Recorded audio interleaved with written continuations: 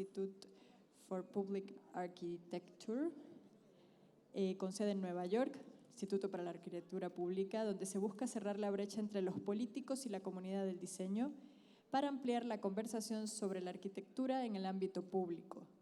También Tulin fue directora del equipo Inspiring Places, que busca soluciones para la comunidad a partir del desarrollo de protocolos de diseño y apoyo comunitario sostenible. Ha sido profesora de las universidades de Yale, Pratt, Columbia y de la Escuela de Diseño de Parsons, también en Nueva York.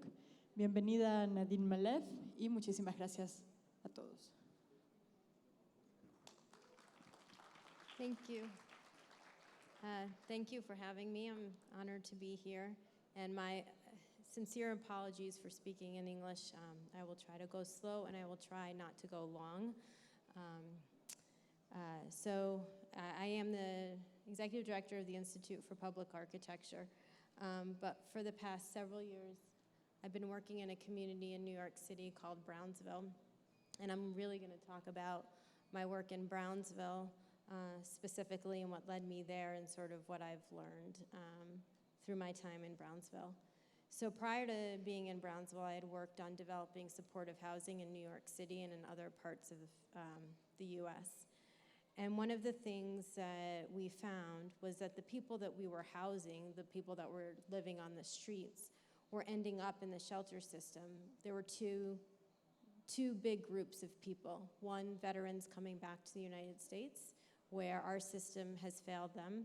And the other was another system that we have called the foster care system. And the foster care children, many of them, once they graduate from foster care at 18, if they're not housed, if they weren't adopted, they have 2 years to get their life together, and then any public assistance that they are given is cut off.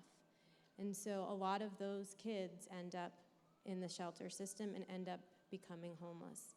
And so I developed housing primarily for those two groups of people. And the kids aging out of foster care, a lot of them needed to have life skills because they didn't have that.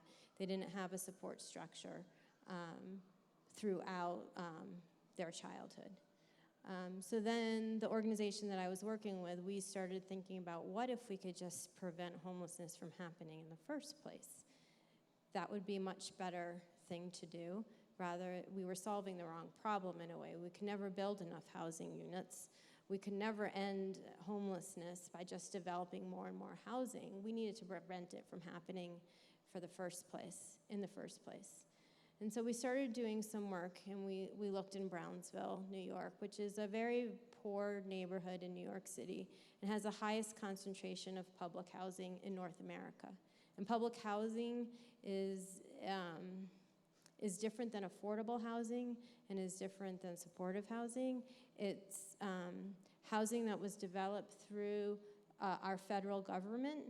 It is no longer being developed. There's no more new public housing units being developed in New York City.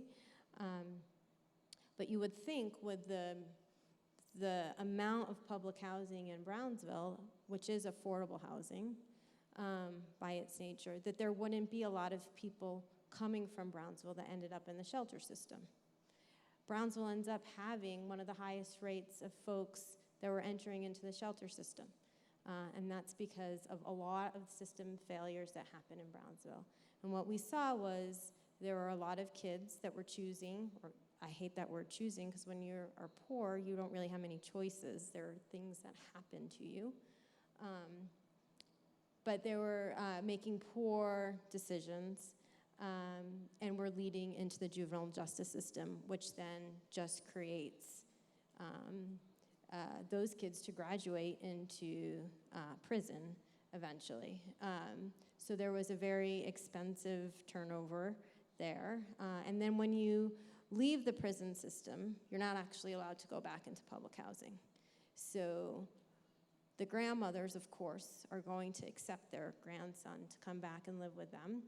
And then all of a sudden the grandmother is at risk of losing her housing because she now has violated her lease.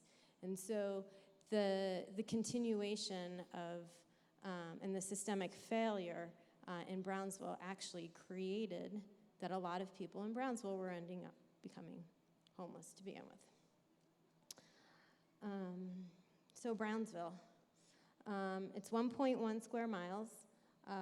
The racial makeup of the neighborhood is predominantly African American, about 75%.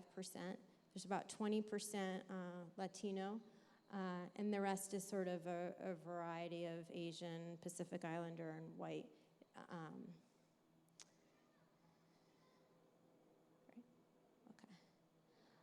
And historically, Brownsville has always been poor. It's not like there ever was like the heyday of Brownsville. And that's probably because it's disconnected to the rest of New York City because of its location and its historic criminal activity. In the early 1900s, late 1800s, a lot of Jewish immigrants who were coming into New York City who were ending up in the Lower East Side, if they couldn't afford to stay in the Lower East Side, so you know you have to be really poor if you couldn't afford to stay in the tenements in the Lower East Side, they moved to Brownsville, into the tenements in Brownsville. Brownsville at that time was really run by the Jewish mafia and had a very high crime rate, and there was a documentary, I don't know if it came here, called Murder, Inc., and it's based on sort of the history of Brownsville. And then urban renewal, another wonderful American term, came to Brownsville. Basically, that was slum clearance. So it tore down all the tenements, and with that, throughout New York City, really displaced a lot of people. But in Brownsville, it came in around the mid-1940s, and those tenement buildings were replaced with the towers in the park. And one of the things sort of when we look at sort of the idealization of those towers in the park was really the parks were never really realized in the towers in the park, at least in New York City. And so there were these towers, there were these spaces between buildings, but there was really no park there. Sorry. And so Brownsville is a conundrum in that it is, I have some historic photos. At one moment, Brownsville is very urban. It is dense as the rest of New York City. So it's very urban in its sort of physicality, but it's actually very rural and as far as its disconnectedness to the rest of New York City and to the rest of the services that New York City has. So i.e. access to a good public school education, access to decent, accessible public transportation. And so it's actually quite isolated in many ways. I know many people who've lived in New York City their whole life had never heard of Brownsville, or definitely have never been there. And so here's some images of this. Brownsville Houses was the first public housing development in Brownsville. It was built in 1946. And here's Brownsville Houses today with one of those kinds of playgrounds that Grant was just talking about. And this is not a rarity as far as seeing people out in the parks. There are actually a lot of these kinds of playgrounds in Brownsville, and they're usually empty, and I'll get into the reasons for that later. So this is just so you get an idea of where Brownsville sits in the relation to the rest of New York City. The pink color is Brooklyn. The darker gray above Brooklyn is Queens. The island in between is Manhattan. And that little blue spot is Brownsville.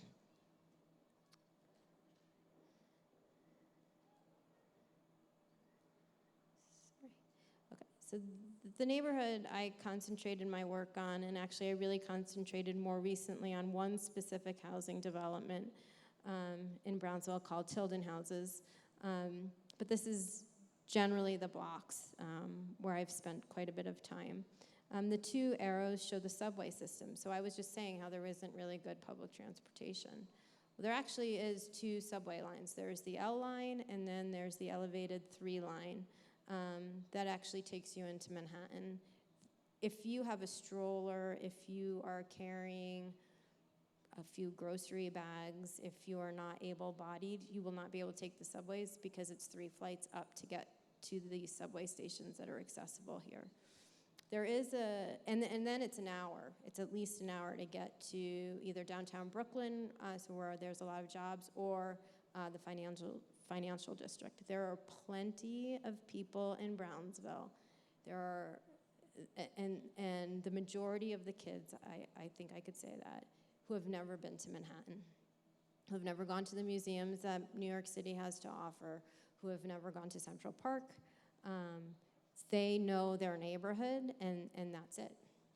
Going to Manhattan is just as, like, their concept would be just as going, like they were going to go to Disneyland or something. It's just not something that's part of their daily life.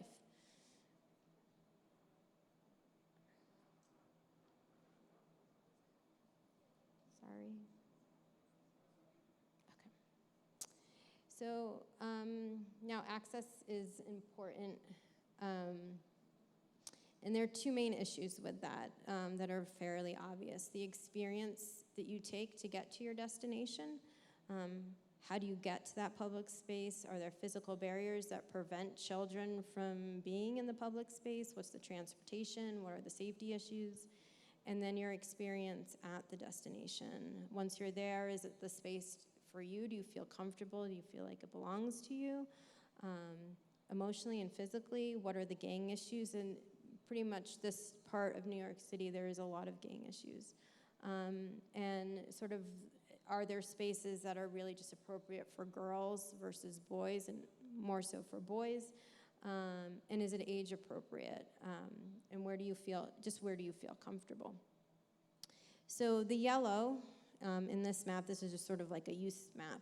The yellow is all housing, and by housing I mean subsidized housing, and predominantly that public housing that I was referring to. The green is the park space, so there are some park spaces, and the blue is commercial. There's an aerial looking at that same area. So you see a lot of trees actually in the aerial, so it looks like, oh, there's a lot of healthy outdoor spaces.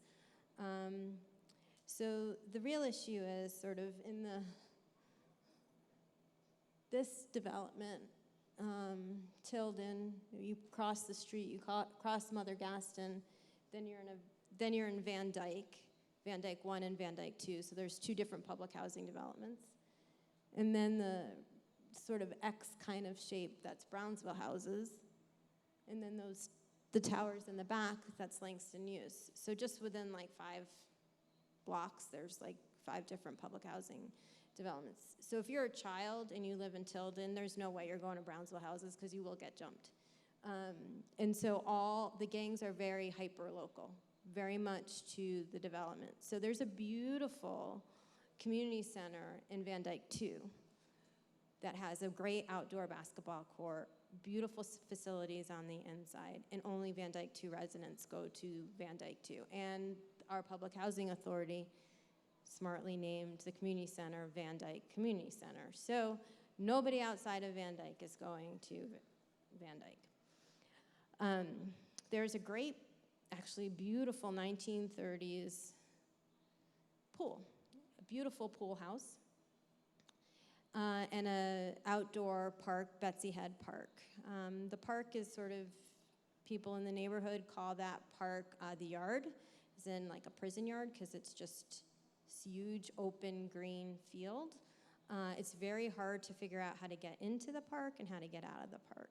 So it makes it a very dangerous park, not because there's not lighting, there's actually those police lights. It's actually quite bright. But because it's hard, if you're in and you see a rival gang member coming in the park, it's really hard for you to escape the park. People do use the pool. The pool seems to be like a safe sort of neutral zone. There's also a beach volleyball court, which I don't even understand why they every year they put sand in the beach volleyball court. Nobody ever goes on the beach volleyball court, and I've never even seen kids playing in the sand. Like, it's just an empty space. There is across the street, you'll see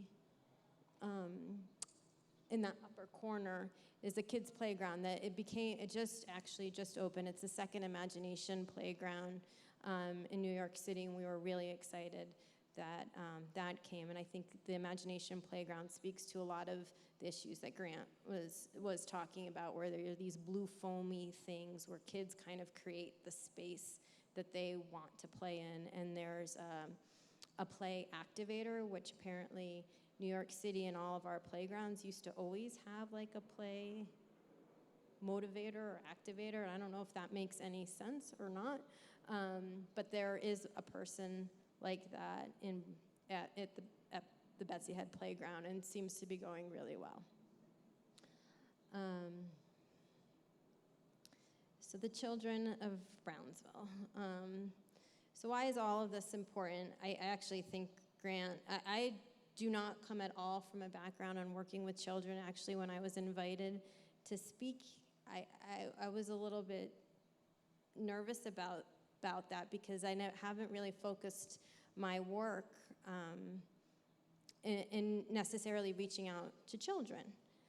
But it really gave me an opportunity to think about actually who I have been talking to and how I've been getting information. And I found myself feeling really stupid, because I have been talking to children all along, and so this was a great opportunity just for me to kind of take a step back on the way that I've been processing and doing this work in Brownsville.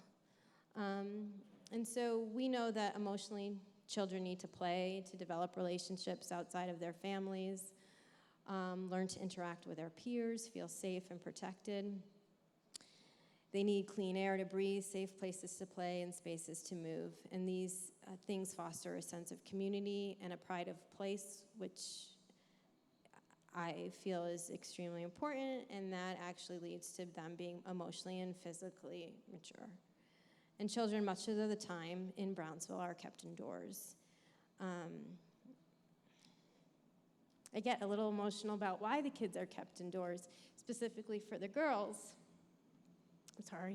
It's because the moms don't want their girls to be preyed on by pimps. So the pimps will start when a girl is 5, to start seeing if they're really insecure, so that eventually they can grow into being the protector of that girl. And then there's also some health issues. This one development that I've been working with the folks in that development, there is like a ice skating rink that was actually, the kids started playing on it because it was the refuge of the overflow of the sewage system that froze in the winter, and they were ice skating on it. So there's health issues on all levels. And so the moms keep their kids inside. So there's kids in Brownsville. The rate of children in Brownsville has decreased a little bit, but not by that much. And sort of the data is not going to be surprising. So Brownsville has 18% of the people in Brownsville go to college. 53% go to graduate from high school. Compared to the other parts of New York City and parts of Brooklyn and all. It has the lowest educational outcomes.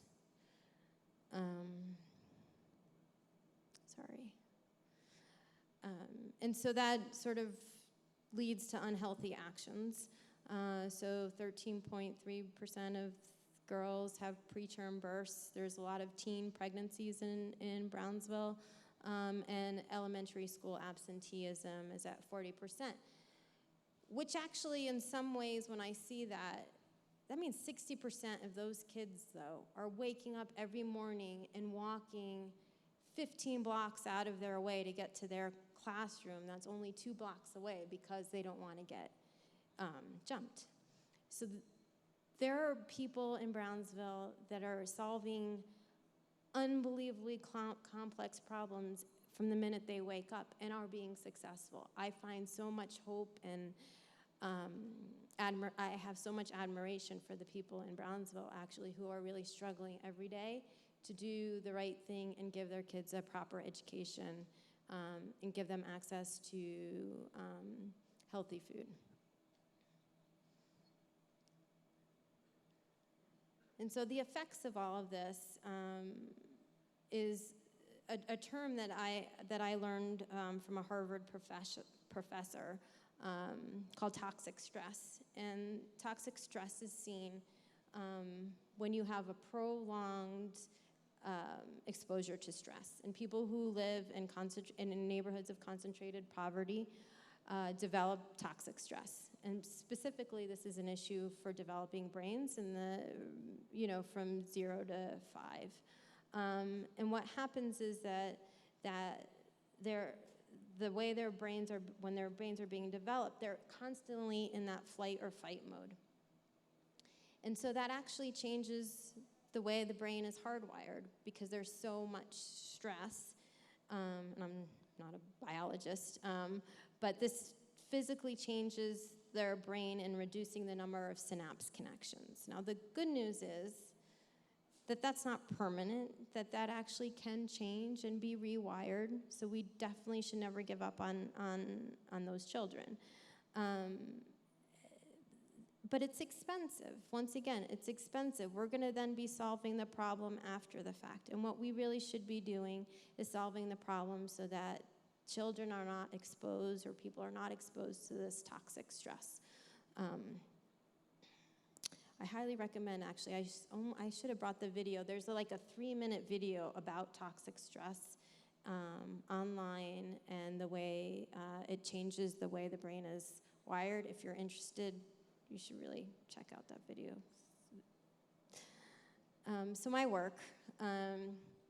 So I spent about 2 years on trying to come up with a master plan strategy for these large developments that really incorporates the needs of the residents and so that children can have access to what is being developed and to create community spaces and spaces that are visible and safe. And the mayor of New York City has this plan to maintain and develop 200,000 units of affordable housing. None of the public housing units are part of that plan. And so why that's a very important note is that these buildings, this one in particular that I looked at was built in 1961 and has had 0 upgrades. So if he's planning on maintaining the affordable housing stock and is not looking at the maintenance requirements for the public housing developments, there are going to be thousands and thousands of units coming offline. They need to be thought of. And what our mayor is currently looking at is developing on underutilized public housing spaces to reach that 200,000 developing and maintaining goal. So looking at underutilized sites completely makes sense. We need more affordable housing in New York City. But the issue that I have is that it's not looking at the existing developments, it's not looking at the existing neighborhood, and it's not looking at retrofitting the existing buildings. So it's actually not in a whole lot of ways different than our last mayor. It's really just looking at, we're gonna add one building, 200 units, check that box, we got more units. And it's not really looking at sort of all the opportunities and all the great assets that we have in our public housing residents and in our public housing infrastructure. So our project goals were to look at how we could reweave the public housing back into the neighborhood so these weren't like siloed neighborhoods. So somehow to start figuring out, which is a very, very long way for us to go, but to start getting people outside of their hyper-local addresses so we could start breaking down those barriers between I belong to Tilden houses gangs versus Brownsville houses gangs. And the gang thing is so fractured now that in some ways when we had the larger gangs in New York City, there was sort of a hierarchy and there was a business opportunity, but there was sort of a structure. The way the gangs are set up right now, there are these little fractured, they're very young kids and there's multiple gangs doing very violent crimes against each other. And there isn't necessarily sort of a support internal support structure in the gang. And so it's really hard to figure out how you're going to start breaking down those silos because there isn't one leader that you have to go and talk to. It's a difficult issue.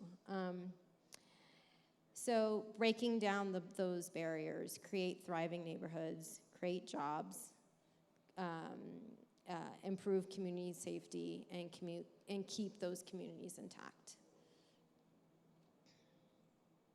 And so this is what Tilden Houses looks like right now from the ground. It's kind of a typical tower in the park, 1961 building. That's the elevated subway.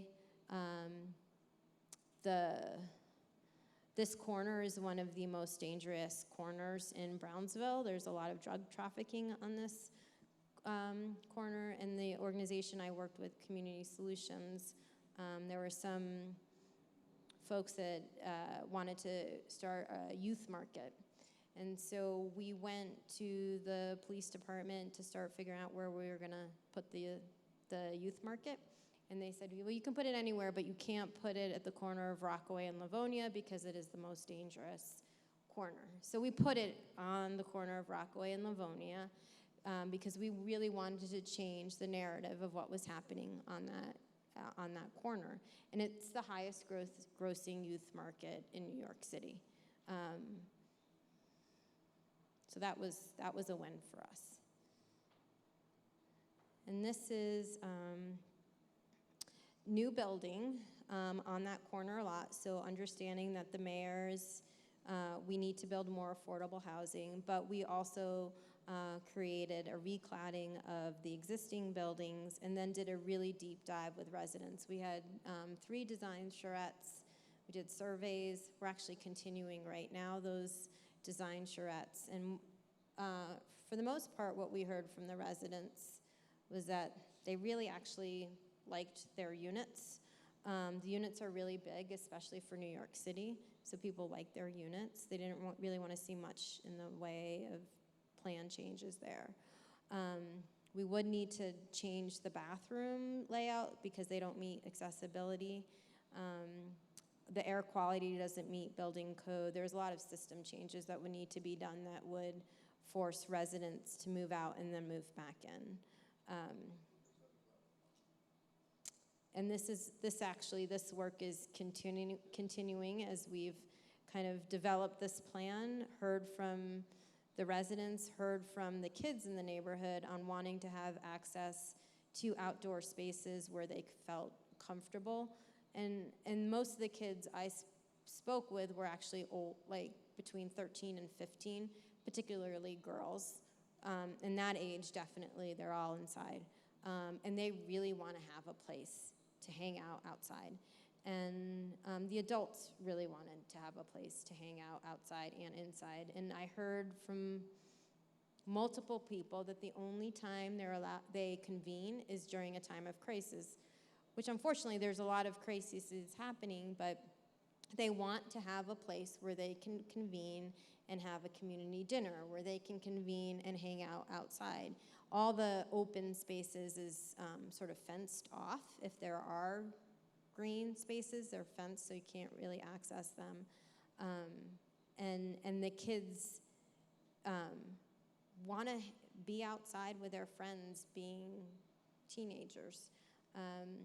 And the little kids, there's a few indoor gyms that the moms will take some of the younger kids to. It's really when the kids are getting a little bit older that they can't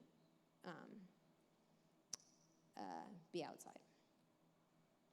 So then I taught a studio this summer with Syracuse students. So Syracuse University is a large university in the United States, and it's in upstate New York. And I forced my students to go to Brownsville and create a program for that housing, what that housing would look like. Because I think it's really important for architects to learn how to design based on what they see. And then we had an event at the end of the summer where the students brought those designs to Brownsville and presented it to kids and actually the whole neighborhood. And it was really wonderful actually talking to the kids, because a lot of the kids didn't even know what architecture was. And so it was a great learning experience with the children to teach them about what role they could have in actually building buildings and designing, and they were really excited about that opportunity. And so this is another event that we had right underneath, excuse me, Livonia, that subway called Live on Livonia, where we got kids to come out and play music and just be outside, because they're not outside very often. And then lastly, actually this was like right next to where we had the architecture models. We put out blocks and stuff for the kids so they could start using blocks to start envisioning their space, and just to start. So that's all I have. Thank you.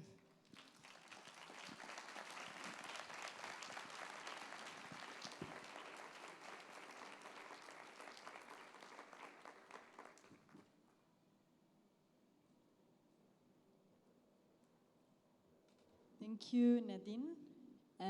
Y gracias a todos ustedes por acompañarnos la tarde de hoy. Vamos a continuar con un panel de speakers.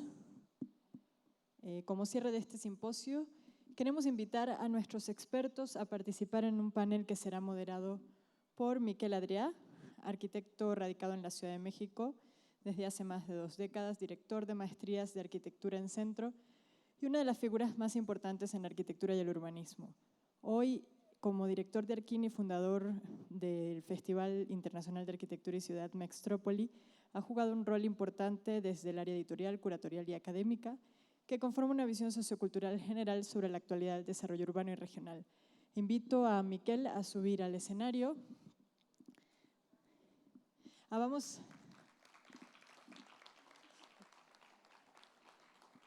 Y vamos a dar unos minutos perdón, me informan que vamos a cambiar el escenario rápidamente, entonces damos 5 minutos mientras hacemos el cambio y ahorita continuamos.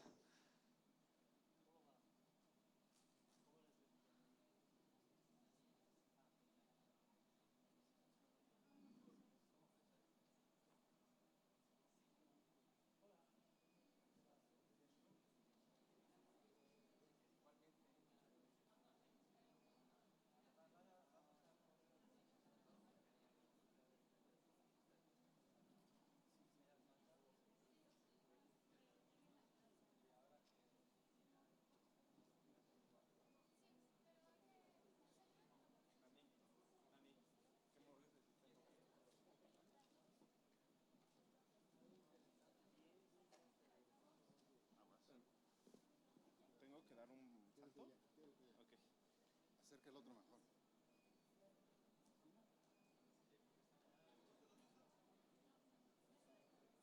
¿Ahí?